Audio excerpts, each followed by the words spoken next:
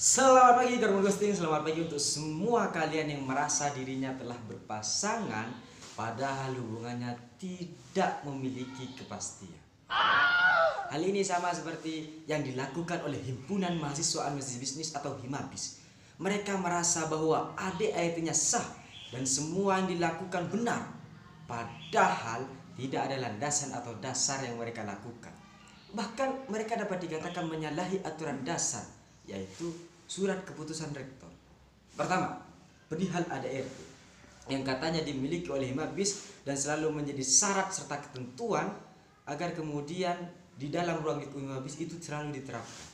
Sejak dulu, saya kasih tahu ini ya, sejak dulu tahun 2016 tidak pernah ada bahasa ADART di dalam surat keputusan rektor. Lucunya nih, Himabis itu selalu mengatakan dan mengira bahwa ini benar dan ini harus terus dilakukan sesuai dengan ADART. Dan parahnya lagi, mereka itu terus memberikan doktrinisasi tentang hal tersebut kepada mahasiswa-mahasiswa, kepada mahasiswa-mahasiswa yang ada di dalam ruang lingkup Himpunan Mahasiswa Administrasi Bisnis.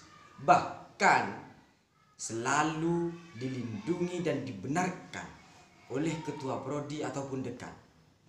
Sebenarnya saya tidak ingin meragukan perihal keilmuan seorang dekan ataupun seorang seorang kaprodi, namun faktanya mungkin saat ini beliau-beliau ini sedang hilaf. Jadi gini, semisal nih kita melakukan suatu ibadah, tentunya kita harus mensucikan dulu agar kemudian ibadah itu diterima. Simpelnya gini, kita ingin melakukan sholat nih, tapi kita gak wudhu, ini kan lucu jadinya. Apakah kemudian sholat kita berguna? Ya gak berguna.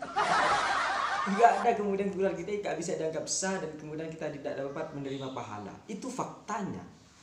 Atau semisal saya dengan seorang perempuan atau ada orang berpacaran lah. Orang berpacaran ini kemudian dia disepakati, dia disetujui oleh teman-temannya untuk berpacaran, untuk berpasang-pasangan. Tapi faktanya ketika kemudian mereka melakukan hubungan intim, apakah kemudian hubungan intim itu dapat dibenarkan? Ya enggak lah. Itu sama seperti Himabis hari ini. Jadi Himabis ini sudah merasa sah, padahal enggak. Saya heran kepada Himabis sekarang. Selain itu, juga ada yang kedua, yaitu tentang perihal open recruitment.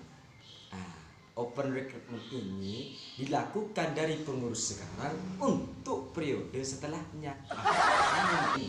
Ini sama kayak semisal Jokowi ngangkat menteri untuk tahun 2025. Ngapain? Siapa Jokowi di tahun 2040 di tahun 2025? Bukan siapa-siapa kan? Nah ini. Saya kadang-kadang mikir mereka ini sebenarnya tahu nggak sih tata caranya? Mereka ini sebenarnya tahu nggak sih syarat-syarat dan ketentuannya? Jadi bagi saya hal ini nih jangan pernah dibudayakan dan tidak boleh menjadi kultur atau kebiasaan.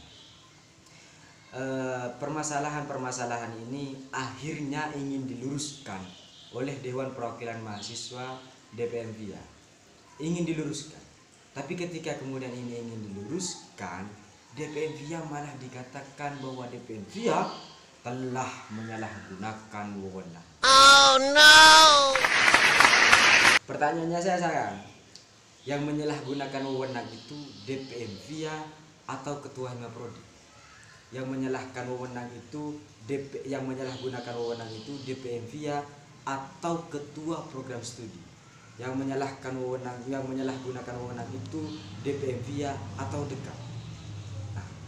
Jadi menurut saya begini, akui saja fakta-fakta dan kenyataan yang saya jelaskan tadi, dan mari kita pelajari rukun-rukunnya, kita pelajari syarat-syaratnya, kita pelajari agar apa yang kemudian kita lakukan itu sah dan benar, bukan dipaksakan untuk benar, bukan dipaksakan untuk sah, kemudian kita mendoktrinisasi mahasiswa untuk terus ikut dalam kesalahan. Saya percaya bahwa sebenarnya orang-orang dalam Himabis itu orang-orang yang boleh bilang saya orang goblok, ya enggak, mereka sudah terlalu pintar sehingga gak mau dikasih tahu, repot jadinya. Jadi saya pikir itu, terima kasih telah menonton. Beginilah Ruminisia.